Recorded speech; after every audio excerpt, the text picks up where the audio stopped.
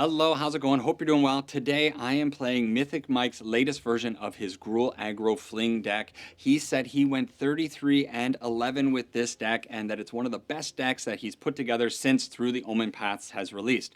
Now, unfortunately, I am actually re-recording this intro because when I went to put together the footage that I had recorded several days ago, something was up with the intro and I needed to redo it. But I'm going to try my best to emulate what I said in that intro. Now, the deck is exactly what you would expect it to be. It's a very aggressive deck that pumps up creatures and then ends the game with a fling. We have cards like Frenzied Bala, Slickshot Show Off, and Hemiosymbic Might, all very big threat creatures, 1 and 2 CMC threats. Then we have a whole bunch of ways to pump them up, things like Wild Ride, Turn Inside Out, Felonious Rage, and of course the plotted side of Aloe Alchemist. Then to cap everything off, of course, we have the Burn Together side of the Callous Sell-Sword to throw this giant creature at our opponent's face for that last little bit of damage that we might need in some games. Now, in that original video, I cast doubt on how good this deck was going to be, and I'm still quite doubtful about this deck. There are a couple problems that I have with the deck that I want to talk about briefly before I show you those games that I recorded about a week ago. The first thing that I mentioned about this deck was the mana base. Now, Mythic Mike built this deck to have quite the greedy mana base, to say the least. It is only playing 18 lands, and I know in Best of 1 you can kind of push the mana base quite a bit. However, whenever I make a deck with 18 lands, I don't have the same amount of luck that other people do. In fact, if you go and watch Mythic Mike's video on this deck, the first game that he shows you, he keeps an opening hand, a 1-lander, and it's not just any land, it is a forest. I couldn't possibly do that. I thought he was out of his mind keeping that hand, but hey, if you want to see how that game ended up working out for him, go check out that original video that he put out. Maybe I'll put a link, definitely I'll put a link to that video in the description. So 18 lands, a little bit too greedy for me in a best of 1 deck. I know you can get away with it when your curve is 1 and 2 CMC cards, but I don't know. It just doesn't work out for me. The second problem I have with the lands is the 2 forests that are in this deck. I know he is running these 2 forests because of the Frenzied Bala double green pip requirement. Yeah, you need to have double red or double green mana on turn 2. But I know that these forests are going to end up screwing me over. And in fact, in some of the games, they do end up kind of hurting my game plan. I think if I were to build this deck, and this is something I talk about in the wrap-up of the video, I would probably get rid of the Frenzied Bala. As good as this card is, the double green mana requirement is a little bit too difficult to fulfill. I don't want to be playing only green sources in this deck. I want all of my lands to be able to produce red mana or have the functionality of choosing with the multiversal passage. I'm not too hot on the multiversal passages either, but anyways, the Gruul mana base, a little bit sketch. We're hurting ourselves with a starting town, which is probably fine because we want to end the game quickly, but just, oh, these forests kind of get to me, and I know they're going to cause me problems if I keep playing this deck long term. Next up, I don't know about you, but in my meta, the meta that I experience in Best of 1, it is removal.deck central. This deck is relying on your Slickshot Show Off, your Frenzied Baloth, or your Hemiosymbic Might surviving, and the opponent not having things like Shoot the Sheriff, or Long Goodbye, or Get Lost, or Burst Lightning, or Shock, or Lightning Strike, or any other massive number of instant speed removal spells that are in this format. It is insane how many cards in this format destroy our poor little creatures, and for me, my opponents always seem to have it. So relying on these creatures to stay alive with no protection, man, it's a little bit sketchy. I guess you can get away with it, but this deck is such a glass cannon. If you're cool playing a glass cannon, go for it, but I think long-term this deck would drive me crazy.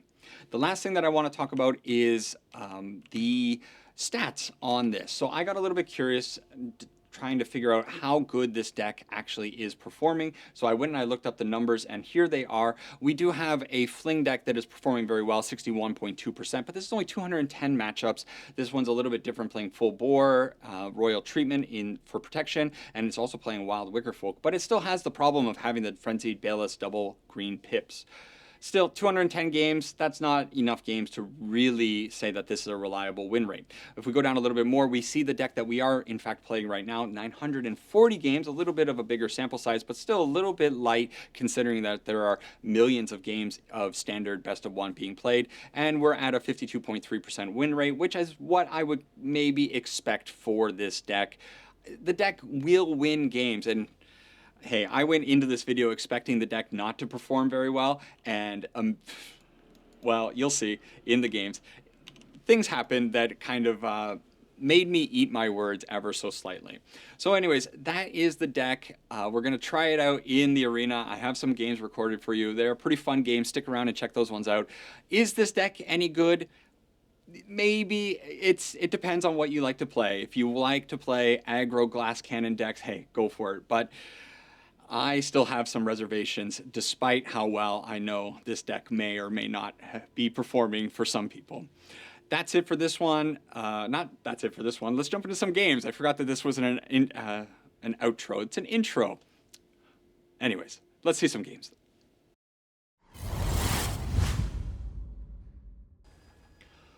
All right, so let's see what kind of power this deck has. It definitely has a good amount of power behind it, and if you get a good draw, you're going to be laughing. But then you look at a hand like this, we got our 2 Callous Sell-Swords, not really going to be all that effective if we don't have any good creatures to be pumping up. We are going to go first, and we do have the mana that we need, but how do you possibly keep this with just an Aloe Alchemist? I got to throw it back. Next hand, yeah, okay, I think we can keep this one. We do have the 2 Frenzied Bailiff. No 1 CMC spell, which is very disappointing. Now, do I throw away the Thorn Spire or the Aloe Alchemist or one of the Bailiffs? It's always tricky. I think because the deck is running so few lands, I'm going to keep the 3 lands because the odds of me drawing a land pretty low. And then we're going to keep the threats. We'll get rid of the Wild Ride, we'll keep the threats, and we'll go from there. So we do get to put out the Stomping Grounds tapped and go. Man, I'm a little bit nervous about this one because I'm making a bold claim. I'm saying that this deck is not going to be as good as advertised, and if it ends up being pretty good, I'm gonna have egg on my face. And I also got to play it properly. You don't want to see that. You got to play it properly as well. Now, the opponent does have 2 points of mana up. They could be just using that for the lander. So I think I'm going to be a little bit of a coward. Just going to go out with the 2nd Frenzied Bailiff.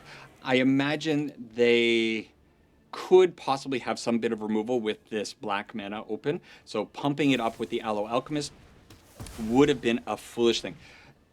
This is the thing about these decks right now. I do like the idea of the enchantment decks because the enchantment decks provide quite a bit of protection for the cards that you are playing out.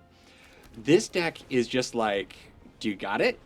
And if they have it, they have it, but if they don't have it, they don't have it. Again, we're in a position where they might have the removal, and that's really going to suck for this Aloe Alchemist. I think I got to try it though.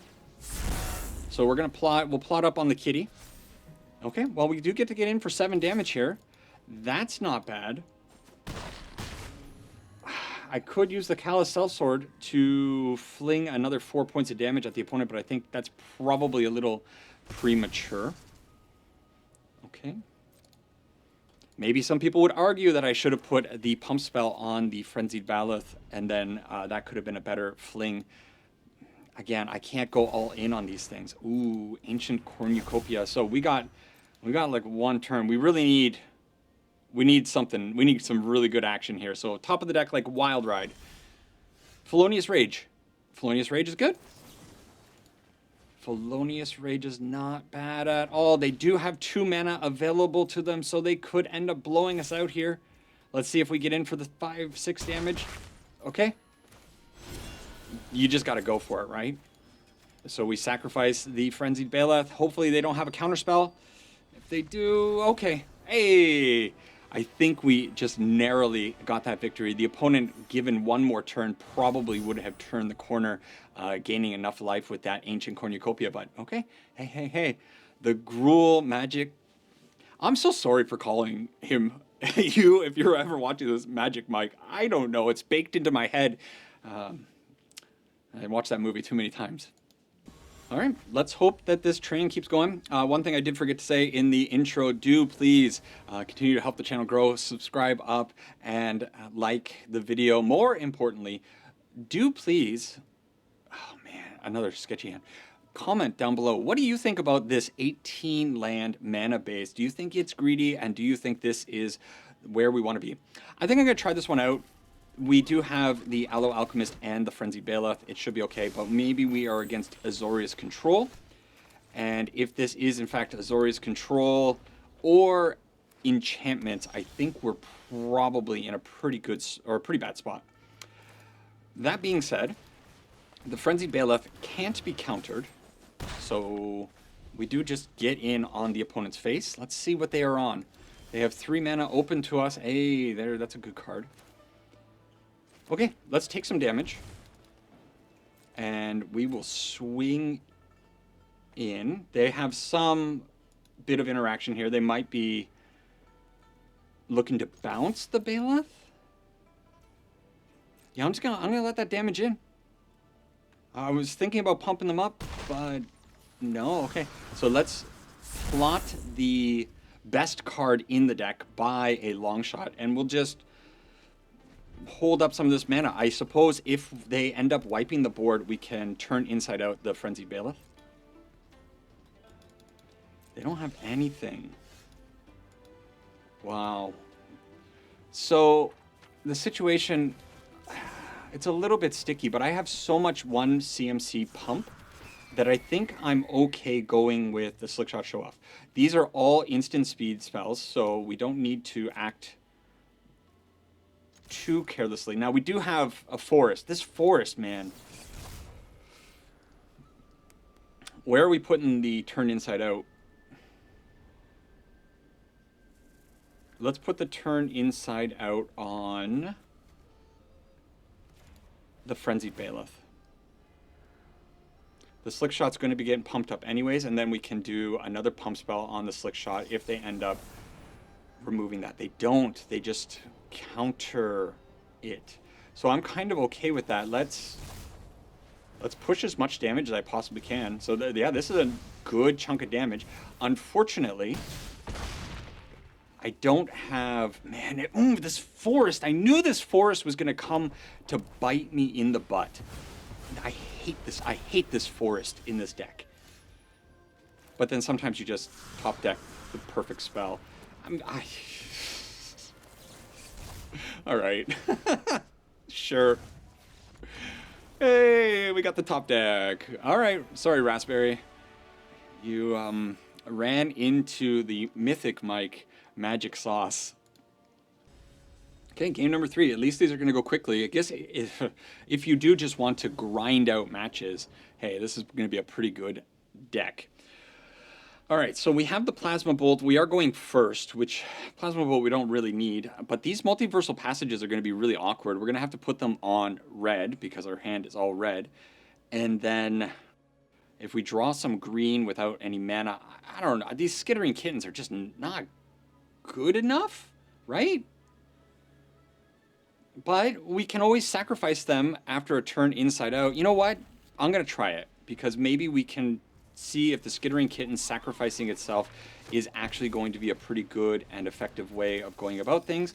And then we can maybe leave a Manifest behind and a, what is this, Detective behind. Okay. I think this hand is a sketch.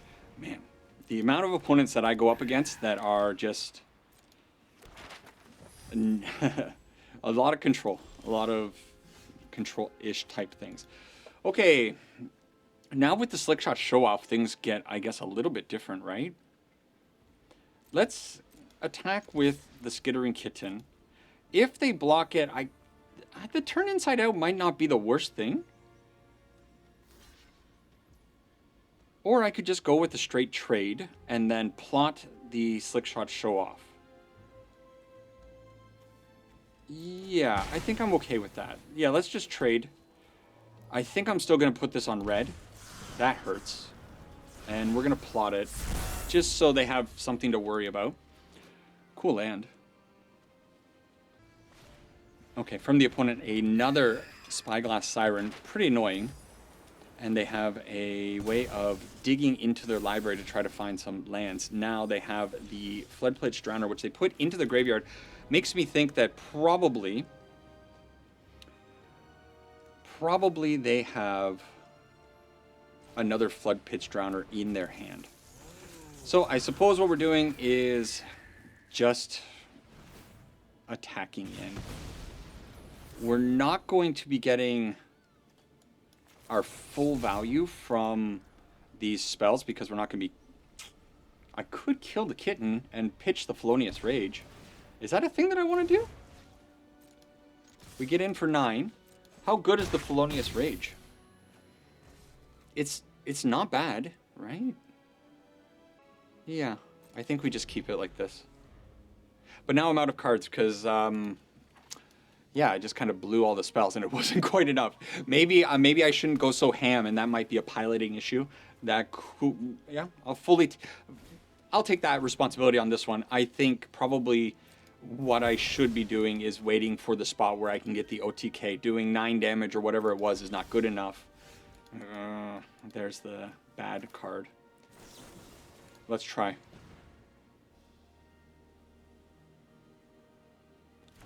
They have something for it? Okay. Attack in for 3.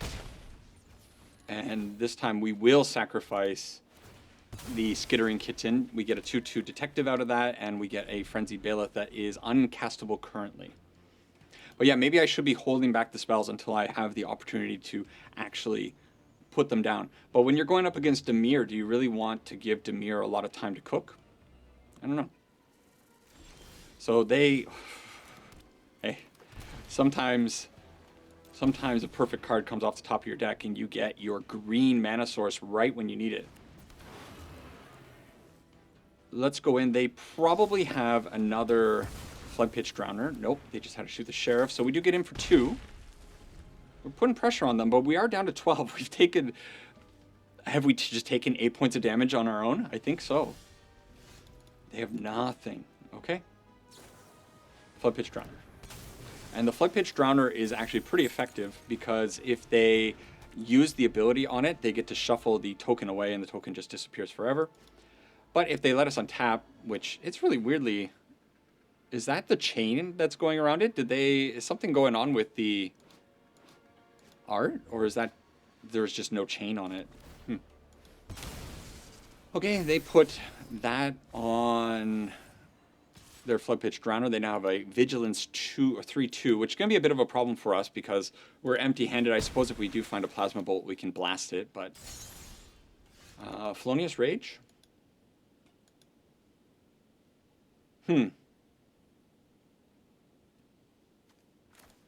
I guess you do this pre-combat. No, what, our guys tapped down.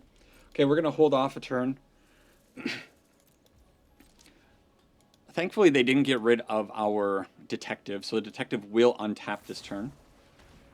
They're just going to stab it instead. So do I want to turn the Detective into another Detective?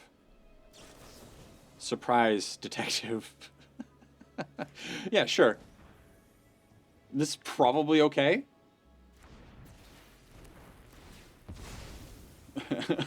He rips off the mask. I'm another Detective. Oh, okay, so that swirling thing is actually just on the card. I never noticed that before. But I thought there was supposed to be a chain that goes around it when the Floodplates Drowner does their thing against us. We'll take the 3 damage. We're down to 6. Hang on. Maybe I shouldn't be taking that damage. And they have 2 blockers, so that's going to be a big old problem. But we do grab the Callous Sell-Sword. But it's not enough damage. We can cast it out. This creature enters with a +1/+1 counter on it for each creature that died under your control this turn. So, is it crazy for me just to attack in and sacrifice both my creatures? They're going to block... If I attack, this is going to be a 3/3. They're probably going to block with the Floodplates Drowner and the Deep Cavern Bat. And then I can just play out the Callous Sell-Sword. That... It seems insane, doesn't it? They have 2 open mana. If they didn't have 2 open mana, I would definitely be committed to doing this. But if they trade the other way, if they block here, they let this go through. Okay, let's try it. Let's see if the Callous Sell-Sword can actually be a hero. Okay, they do block, as I assumed they would. And so let's just put this out as a 4/4. Maybe this was absolutely foolish, and this is all piloting error, but hey, we got a Callous Sell-Sword on the field. When have you ever seen a Callous Sell-Sword on the field? I would be willing to bet almost never. They use it to stun down my boy, though. Okay, we are at the mercy of the top of our deck. If we end up peeling a Frenzied Bailiff, that'll be pretty good. If we get a Slickshot Show-Off, we'll be able to, of course, go rocking in. They do have the Soulstone Sanctuary that they can load up and kill us with. Oh yeah, we're down to 5 life. What am I? I'm sitting here like thinking I have more turns, and I absolutely do not have more turns. So let's just help out the opponent and be done with this. Maybe the play was in the end waiting for the top deck for the turn inside out and trying to do the fling. But they are playing blue. I was very cautious about them having counter magic. Let me know if I played that one wrong. Okay, so seeing some of the problems with the deck there, it felt clunkier in that case. We get to go first. Oh man, we got one creature. We have a good creature. We have this stupid forest. We do have a good creature, but we're at the mercy of the top of our deck, right? I want to know, are you keeping these hands? I can't. I can't keep this. If I had one more creature, but you might top deck it. But is that what this deck is? Is it just a top deck deck? 3 lands? Oh, okay, I'm going to try it. I'm going to try it. We'll go out with our forest and hope that they don't have anything. They always have something. In my pocket meta, the opponents always have 1 CMC and 2 CMC interaction. I don't know how anybody could possibly find opponents that don't just have what they need. The Frenzied Bailiff was 100% the best draw off the top of the deck, so that's crazy. And if they end up using their 2 mana here to put out, dang, that stab was really good. Okay, the Aloe Alchemist is not bad. So do you pump with the Aloe Alchemist, or do you just put it out as a creature? Because we really want to be attacking in with 2 creatures. I think I'm going to do that. I'm going to go that way. I'm going to forego the plotted pump for the Aloe Alchemist. I'm just going to put it out as a plant warlock, and I'm going to hold up Felonious Rage or Giant Growth as a way of protecting against maybe another potential stab from the opponent.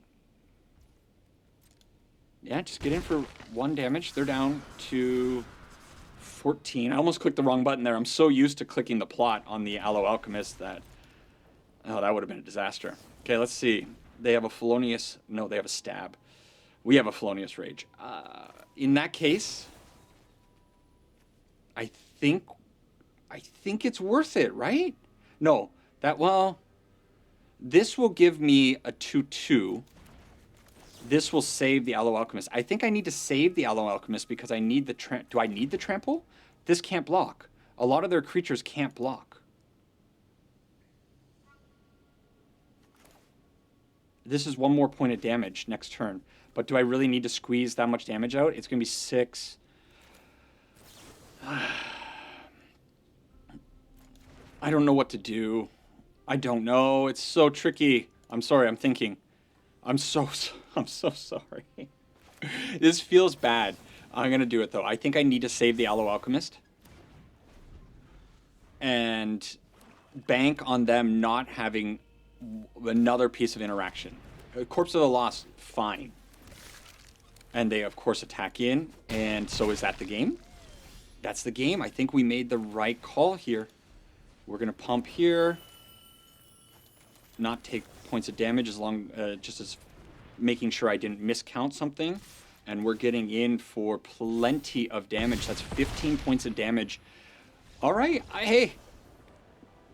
That one was, I think I piloted that one pretty well, right? Talking through it and making the right decision. We got lucky, I will say, off the top of the deck with creatures. All right, so we're 4 games deep, and so far we've actually been hitting a pretty good distribution of creatures to pump spells to lands. This is one of those tricky ones. I really wish I had some of the 1 CMC spells. I think you have to keep it, though. I saw somebody, just as a quick side note, I saw somebody post on Reddit a week ago or whatever saying, people, have you noticed that opponents who say hello tend to do better against you, or that you have a lower win rate against opponents who say hello?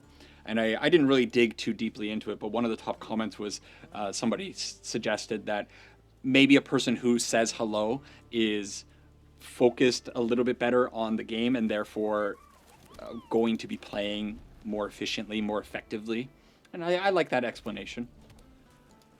Ooh, red. Oh my god, that's bad. So, is this a Burst Lightning? If it's a Burst Lightning, I'm just throwing away my Frenzied Bailiff and taking 2 damage. So I think,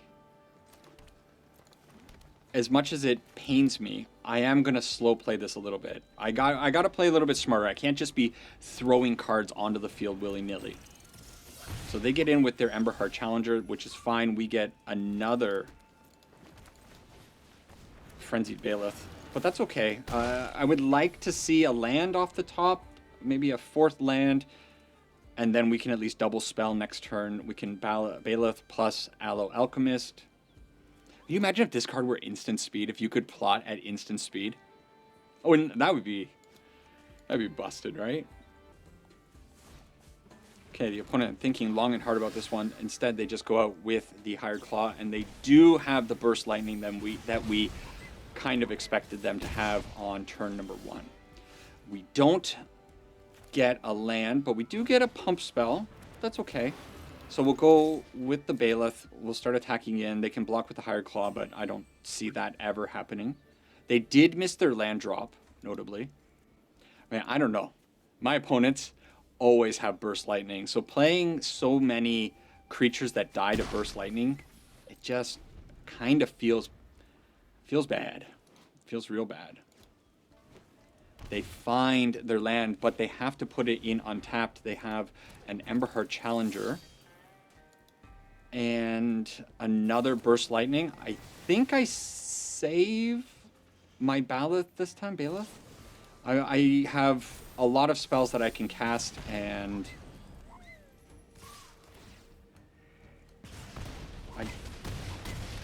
okay. I mean, it's just kind of crazy, right? That's how it's going to work out for us. Sure. Oh, we got a target you control and just end the game. I don't know. Why did that work out? That shouldn't have worked out. But hey, protecting your creatures with pump spells, apparently that's a great thing to be doing. 4-1 with the deck, so it is pumping along. It is maintaining that high win rate that it has been boasted. Hey, this hand looks cool.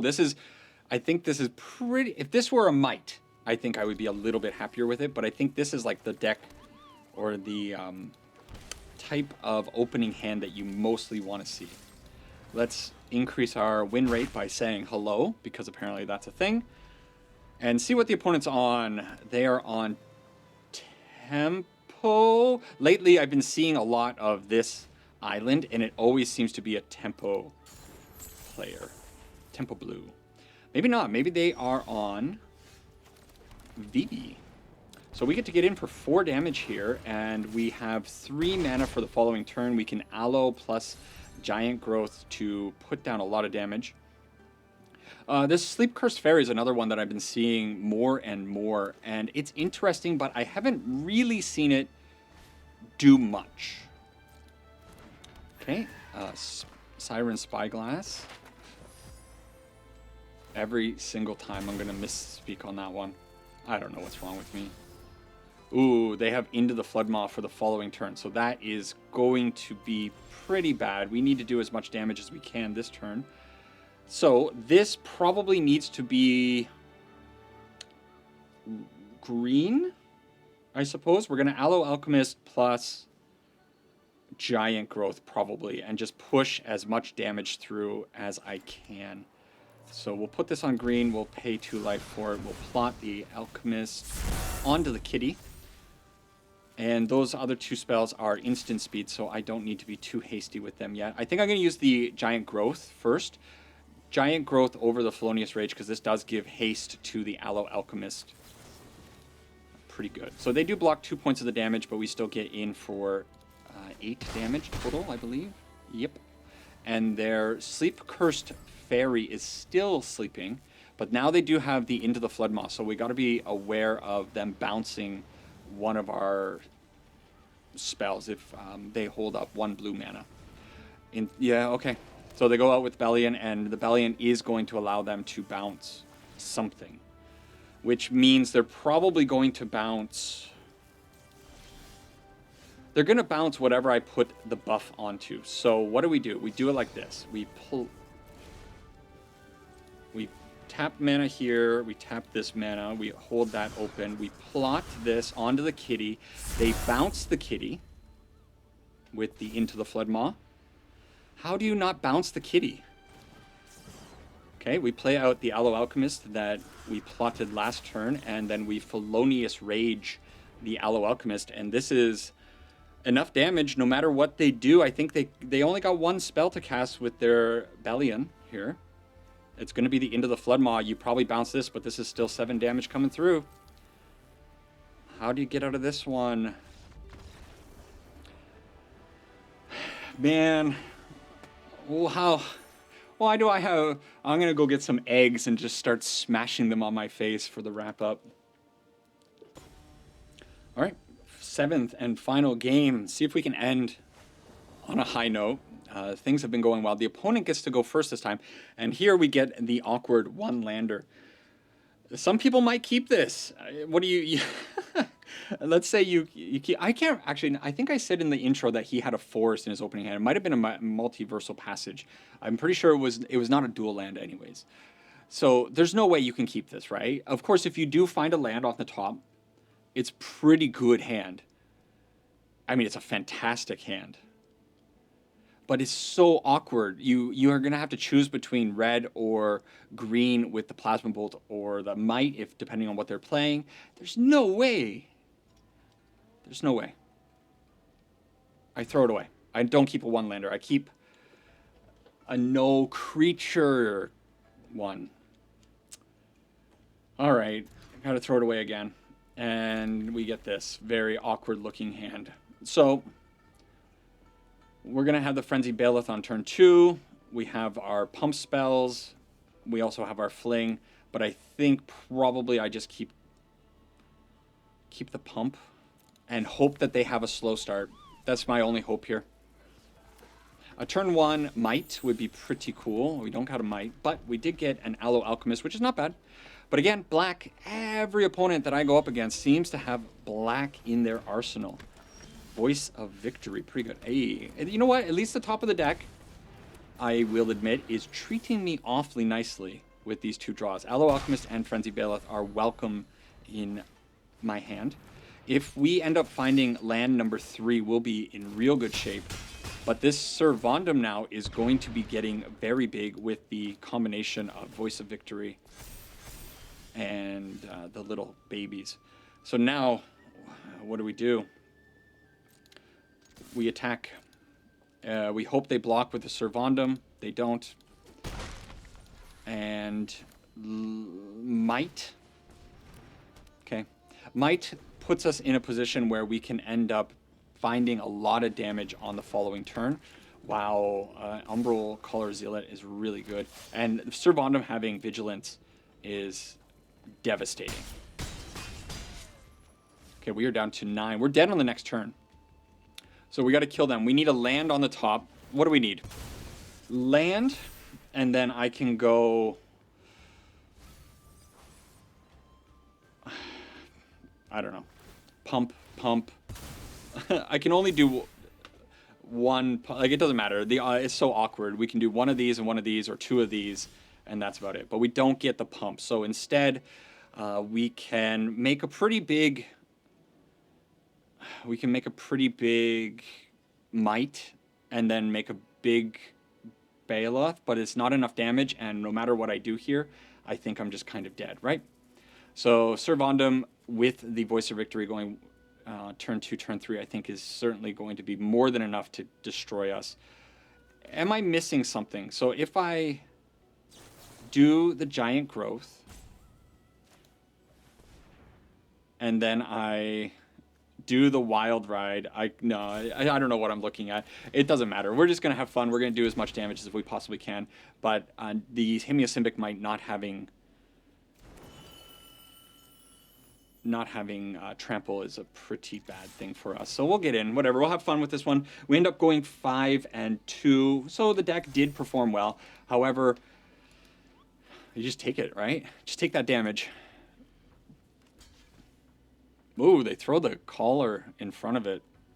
Maybe they're afraid. You know, imagine in a world where we had a land and a Callous Sell-Sword in hand, and we could just end it. Good game to you, opponent. Just attack in. Oh, they found their land. Good for them. Sephiroth. Are they going to drag it out? There we go. All right, so the awkwardness that I predicted showing up, I have to feel like if you play this deck enough, you're going to see more of it. Let's talk a little bit about it in a wrap-up. All right, so Mythic Mike's new Fling. Yeah, sure, it's got a ton of power behind it, and it can obviously win games. It performed very well, 5 and 2 for me. But I gotta say, I still have my doubts about this deck. I cannot get behind the 18 lands and, of course, this forest, making things awkward. There were a few games where it did feel a little bit clunky. The double mana on the Baloth really is something that's annoying, and although the Frenzied Baloth is such a great card, I really wonder if the deck just wouldn't be better if it were running the Emberheart Challenger. So you take out the Baloth, you throw in your challengers, and now you can get rid of these forests. You can just make them 2 mountains, and maybe this feels like a little bit more reliable to me. I'm not going to be annoyed by the mana base as much. It's still 18 lands. Maybe I would want to go up to 20, but maybe 18 does work, and you just have to mulligan aggressively to make sure it works. The Frenzied Baloth, though, having trample is pretty important. Of course, our Aloe Alchemist gives it trample, but the Emberheart Challenger, I think, might just be a better card in the end versus the Frenzied Baloth. And it's a good card to be flinging, because if you cast out enough of these pump spells, this thing can very easily get up to 7, 8, 9 power very quickly, and then the Callous Sell-Sword just ends the game. So maybe that's what I would be doing. Let me know if my doubt is still misplaced, because it still exists. I'm still questioning the validity of this deck, whether or not it is actually going to work out for people over a larger sample size, or if it's just going to be a frustrating experience. I have a feeling that I'm going to be getting annoyed with this deck with the amount of times I'm sitting here thinking, okay, I need a land. Oh, don't give me another pump spell. I need a creature. Oh, I need a pump spell. I have too many creatures. You know, those kinds of situations. But I suppose that's what you're signing up for when you play a deck of this caliber, this type, I should say. That's it for this one. Take care for now. Hope you enjoyed it, and I'll see you in the next one. Sarange Ipona, and bye-bye.